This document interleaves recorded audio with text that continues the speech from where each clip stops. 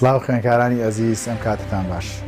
من مامۆستا نەڤەز ئەحمەد پسپۆڕ ڕیوانەی فیزیای پۆلی 12 زانستی لە پەیمانگای سلێمانی بۆ خولی زستانە لەگەڵتاندا دەبین بەشیکردنەوەی سەرجەم بابەتەکانی فیزیای 12 زانستی وهروە خوێنکارانەی کە لە وەرزی یەکەم لە تاقیکردنەوەی شەستەکە لاواز بوون یان نمرەی کەمیان بەدەستهێناون دەتوانن لە وەرزی دووەمە لەگەڵمان بەردەوام بن بۆ بەدەستهێنانی ئەو نمرەیە کە خۆت پێویست. لەگەڵ دەستپێکردنی وەرزی دووەمی فیزیای 12 زانستی هەوڵ ئەدەین سەرجەم ئەو پرسیارانەی کە لێ تێناگەیت یان کێشە تیایدا هەیە بۆتان شیکار بکەین.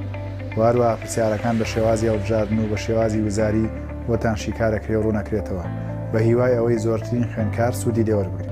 پەیمانگای سلێمانی خەونی بەدەستهێنانی نمرەی بەرز بەدی بێنەوە.